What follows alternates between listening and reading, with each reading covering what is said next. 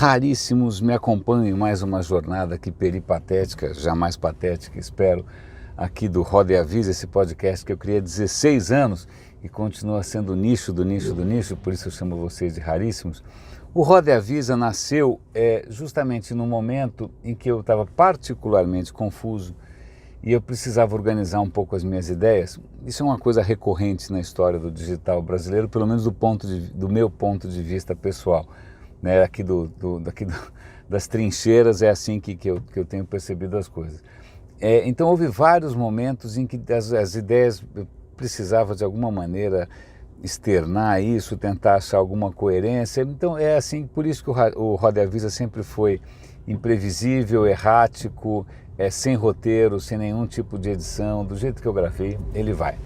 Pois bem, o que eu queria registrar hoje, compartilhar com os raríssimos que vão acabar me ouvindo, é uma ideia que tem a ver com comportamento, e pode ser, por trás disso pode estar um choque geracional, pode estar velhice, pode estar seja o que for, tá bom? Mas vamos imaginar que haja aí uma mudança de comportamento, né? Não vou chamar de geração X, Y ou milênios, ou seja o que for, porque eu não gosto desses rótulos. Esses rótulos normalmente são criados nos Estados Unidos, levando em conta fatos históricos, momentos históricos americanos que não necessariamente se refletiram aqui.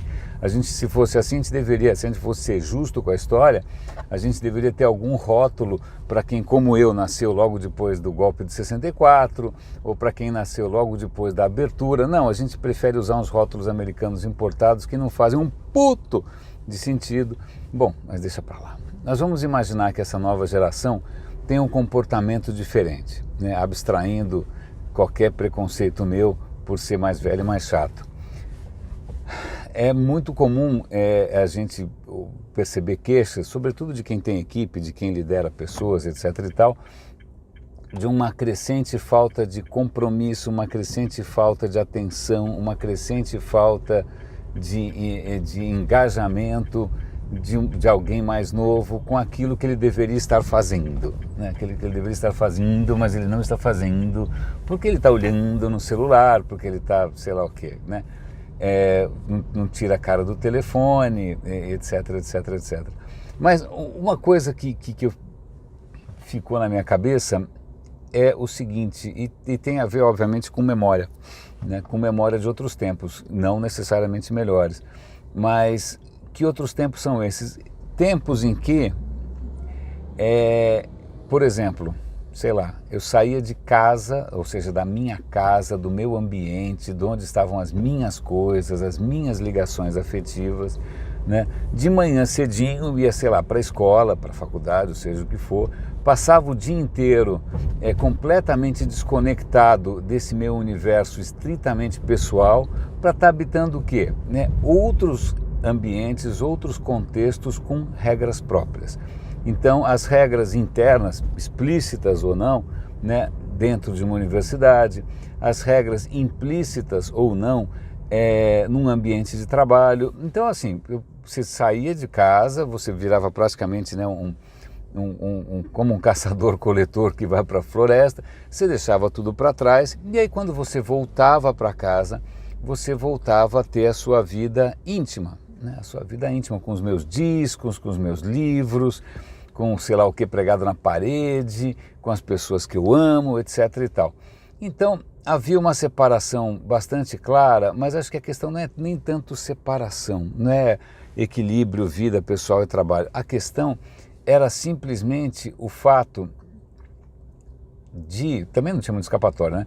Mas essa condição de contorno de que em grande parte do dia eu estava num espaço de convívio onde as regras não eram só minhas, né? Onde as regras estavam postas e que eu tinha que aprender de alguma maneira a negociar, né? E se eu estava ali era para fazer aquilo e só aquilo, né? E se eu quisesse depois fazer qualquer outra coisa, eu tinha o final de semana, né?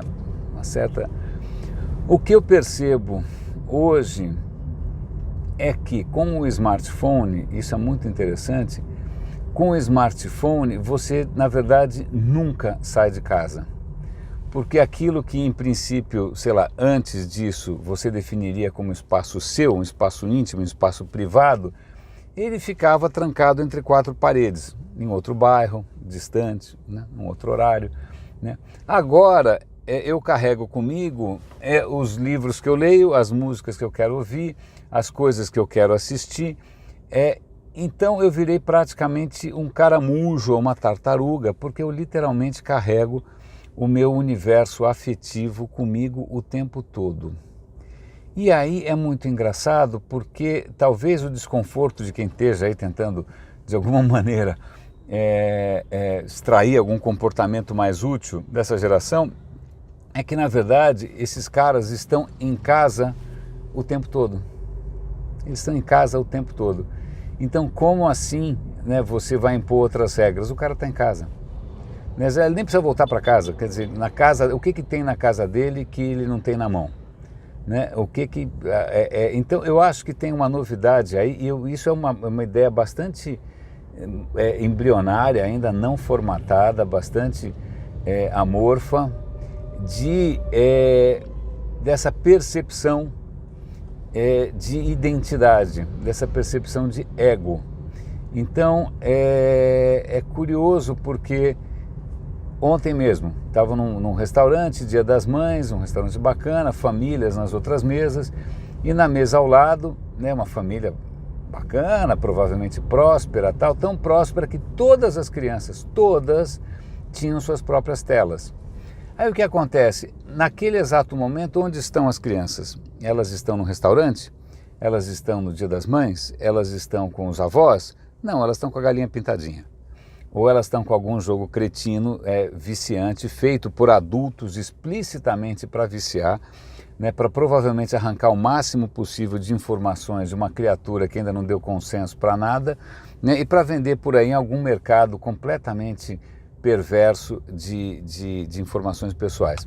Ok, isso é só um pequeno desabafo.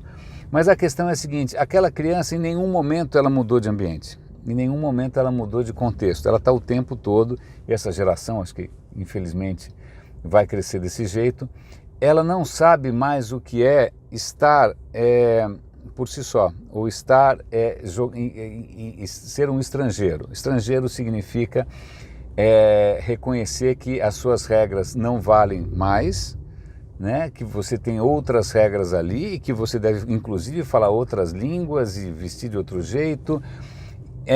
Isso que antes para nós era absolutamente natural, né? Essa necessidade de adaptação, né? E de não só de adaptação, porque vai parecer que é algum tipo de opressão essa história, não, mas que é esse aprendizado de como que você cria modos de relacionamento, como é que você se engaja, né? Como é que você entende as outras pessoas.